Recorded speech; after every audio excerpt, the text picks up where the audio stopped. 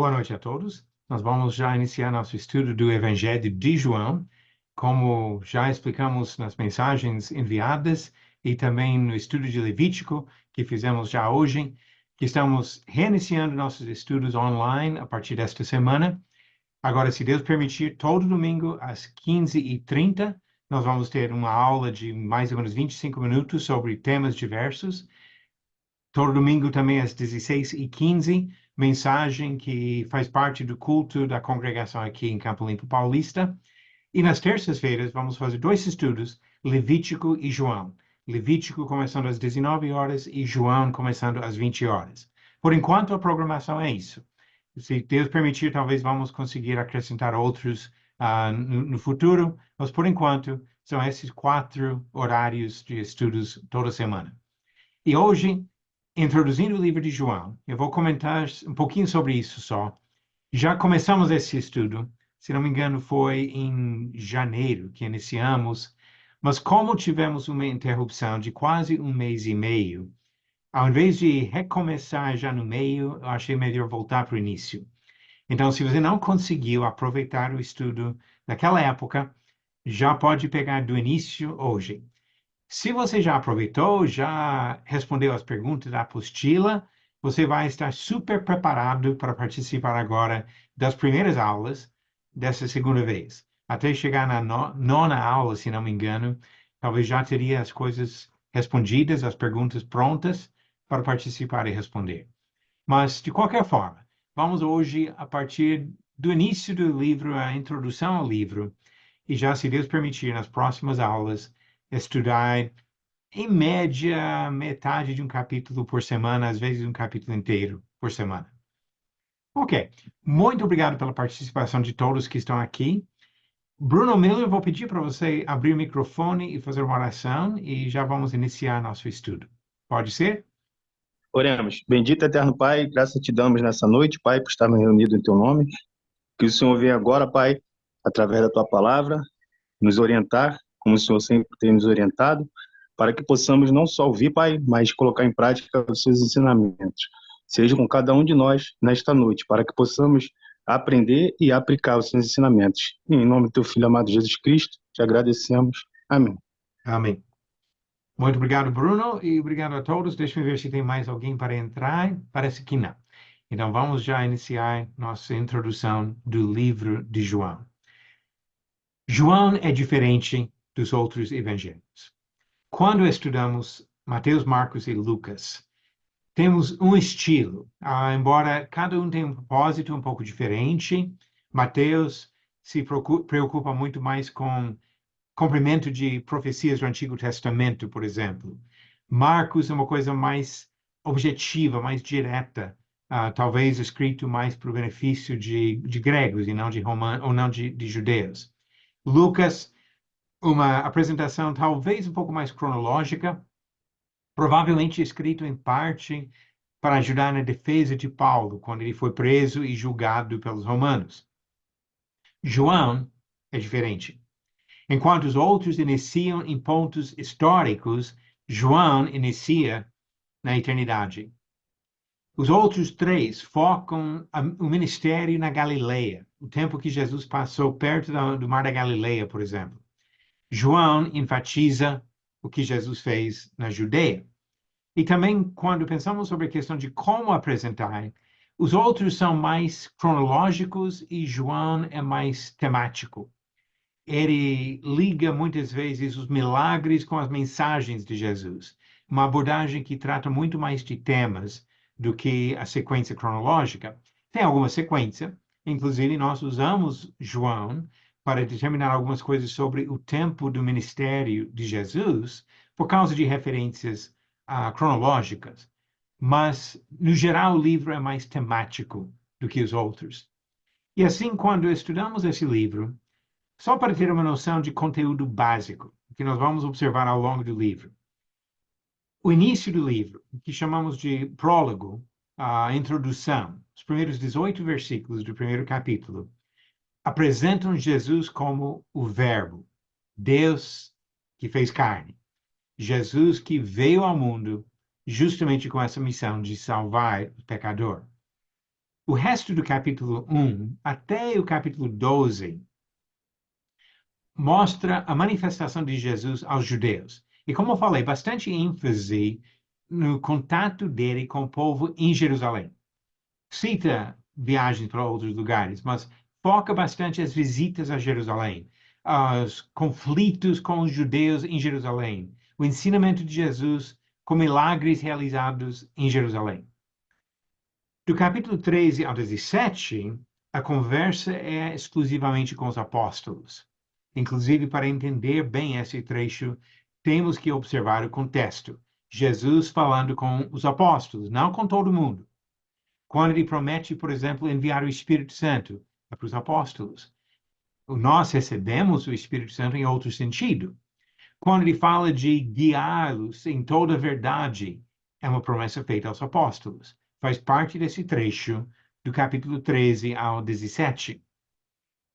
Depois, a condenação e a morte de Jesus. Capítulo 18 e 19. Os judeus julgam, condenam e matam Jesus. Capítulo 20, a ressurreição. 21, aparições de Jesus depois da ressurreição, até a ascensão dele, voltando para a presença do Pai, e alguns comentários finais que João faz sobre o motivo de escrever e o valor do seu registro da mensagem do Evangelho. Outra coisa que nós vamos observar ao longo do nosso estudo são as afirmações de Jesus. Jesus, ao longo do livro, usa a expressão eu sou e completa com mais alguma coisa.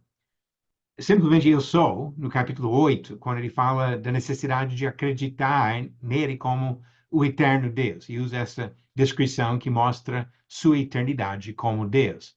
Mas outras vezes, eu sou o pão da vida, ligado ao milagre de multiplicar pães e peixes. Eu sou a luz do mundo. Eu sou a porta das ovelhas. Eu sou o bom pastor. Eu sou a ressurreição e a vida. Talvez o mais conhecido de todos para nós, João 14, versículo 16, eu sou o caminho e a verdade e a vida. E eu sou a videira, capítulo 15. Então, pode observar que essas afirmações nós encontramos entre capítulo 6 e capítulo 15, justamente durante aquela parte onde Jesus estava se apresentando aos judeus e fazendo suas afirmações de quem ele é. Agora, olhando para o livro também de uma perspectiva de observar, isso já comentamos, sobre o que nós temos nos capítulos, só coloquei 2 vezes aqui. Mas agora eu quero chegar às perguntas sobre esse início do nosso estudo, e já tenho 3 voluntários para as perguntas de hoje. Vou aproveitar para mencionar que semana que vem, e a aula de hoje vai ser rápida, porque é só a introdução mesmo, mas semana que vem, quando entramos no conteúdo super rico da introdução, dos primeiros 18 versículos, vamos ter mais perguntas. Vocês já receberam a apostila, que foi enviado no grupo da lista de transmissão. Então, nisso tem a apostila das primeiras lições, várias das primeiras lições. Mas para a semana que vem, sobre capítulo 1 ao 18, se você gostaria de participar ativamente, manda mensagem para mim com antecedência de 1 hora ou mais, e assim eu posso distribuir as perguntas para os vários voluntários. E assim fica mais interessante para todo mundo, até mais um pouco divertido, quando temos essa interação entre várias pessoas. Mas hoje são 3 perguntas, 3 voluntários. Eu tinha 4, mas eu chamei 3 só, para responder essas perguntas sobre a introdução. Então, a primeira pergunta vai para Becca. Becca, eu pedi para identificar no primeiro versículo os seguintes aspectos da mensagem. Eu vou ler o versículo, depois você pode identificar o uso de linguagem simbólica, contexto eterno estabelecido aqui e uma afirmação doutrinária. Então, deixe-me ler o versículo. Depois pode abrir o microfone e responder, Becca. Diz, no princípio era o verbo, e o verbo estava com Deus, e o verbo era Deus. Então, o que nós temos aqui sobre linguagem simbólica? Becca? Becca, ainda não estamos ouvindo. Agora sim. Sim, agora consegui. Ok, muito bom. O uso de linguagem simbólica, eu achei a palavra verbo, né? Que é palavra. Jesus Cristo é chamado de verbo. Perfeito. E o contexto eterno que tem aqui? Eu vi como, desde o princípio, né? Era o verbo. Então, mostra que Cristo é eterno. Ok. E o que seria uma afirmação doutrinária nesse primeiro versículo? Que o próprio Cristo é Deus, né? Ele faz parte da Trindade.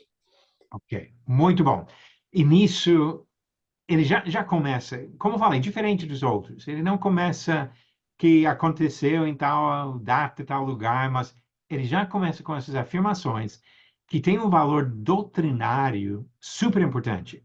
Inclusive, quando nós estudamos sobre Jesus, sobre sua divindade, o Evangelho de João é fundamental para isso.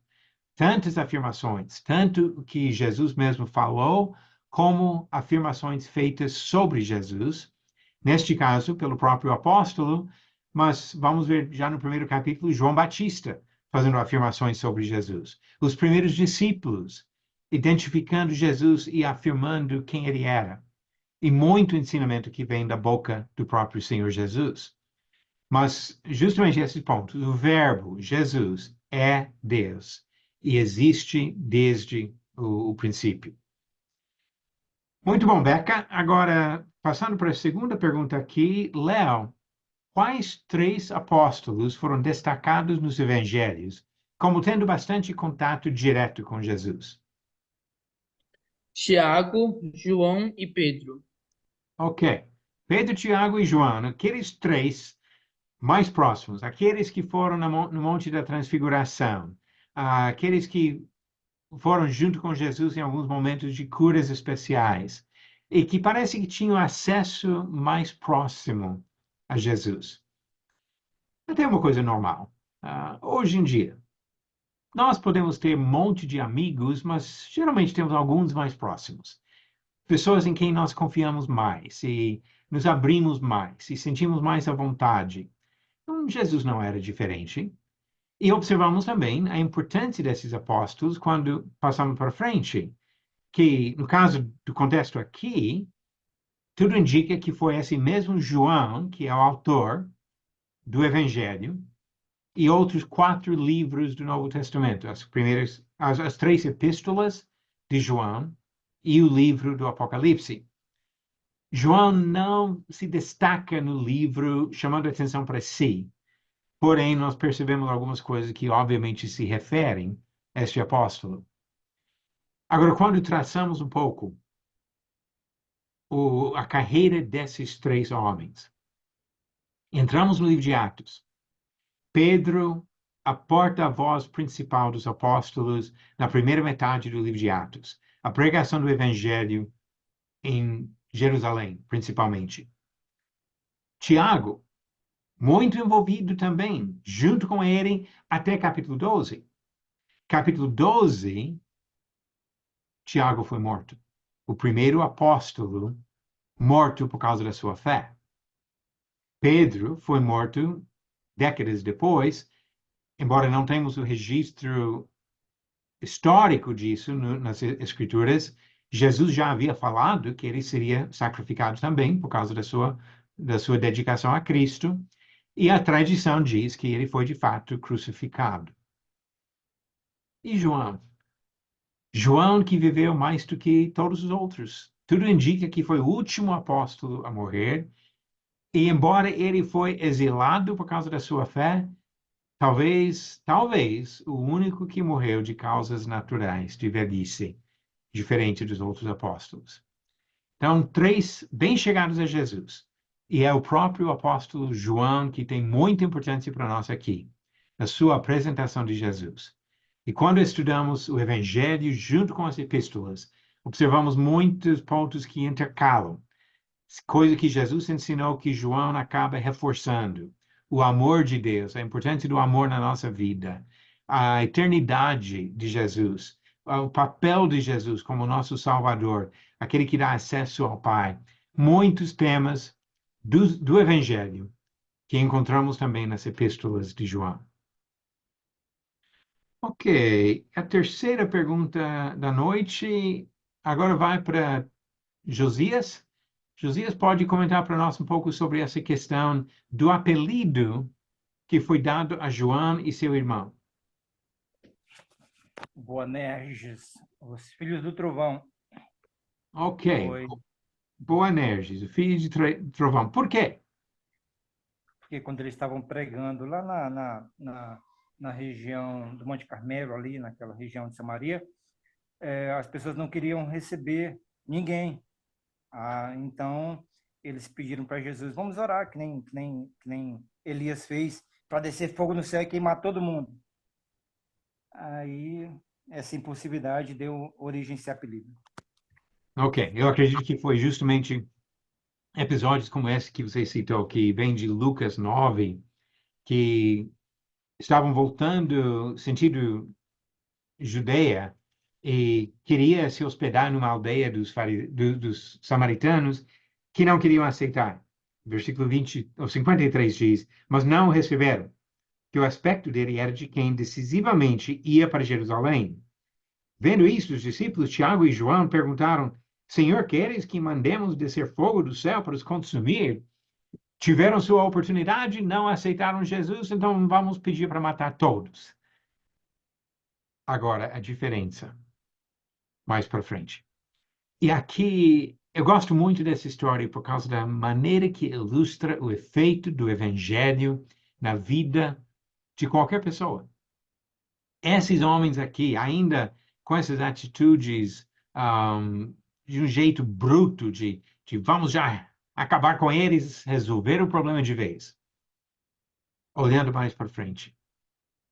Quando chegamos no livro de Atos, sabemos de uma história que acontece no livro de Atos, onde Pedro e João, esse mesmo João, foram a Samaria, a cidade de Samaria, para reforçar o ensinamento que Felipe havia feito.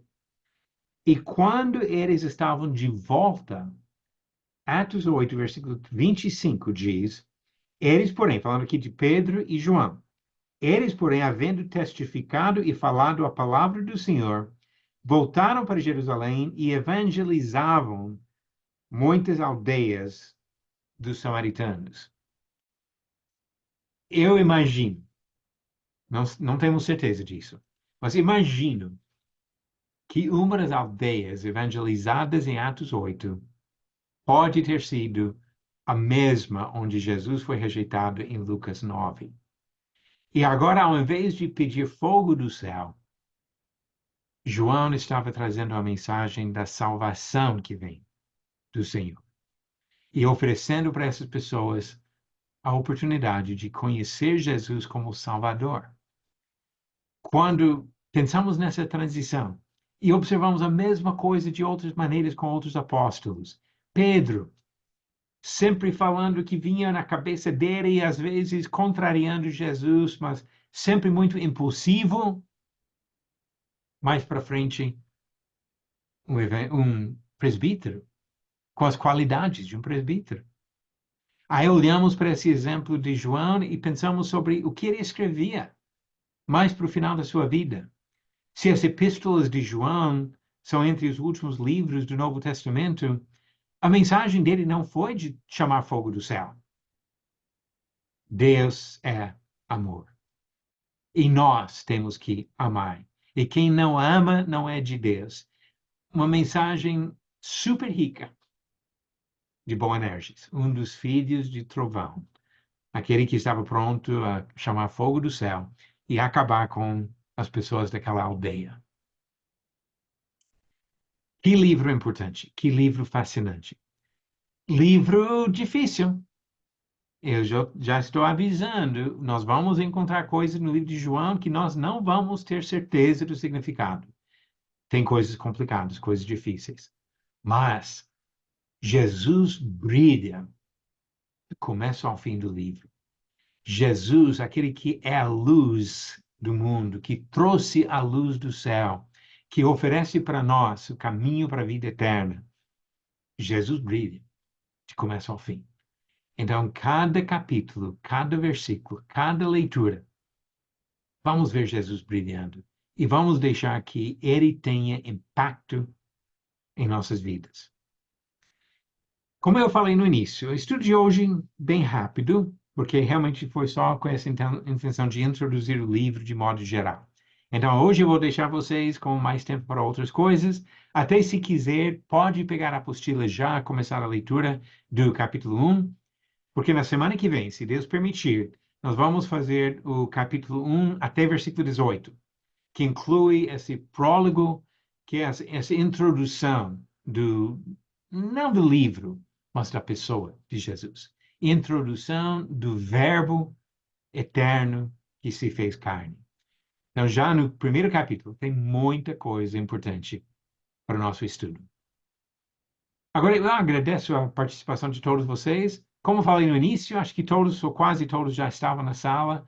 Estou super animado em estar de volta com esses estudos. E, se Deus permitir, daqui para frente, toda terça-feira, Levítico às 19 horas e João às 20 horas. Então, espero vocês todos e outras pessoas na sala para a semana que vem, para dar continuidade ao nosso estudo do Evangelho de João.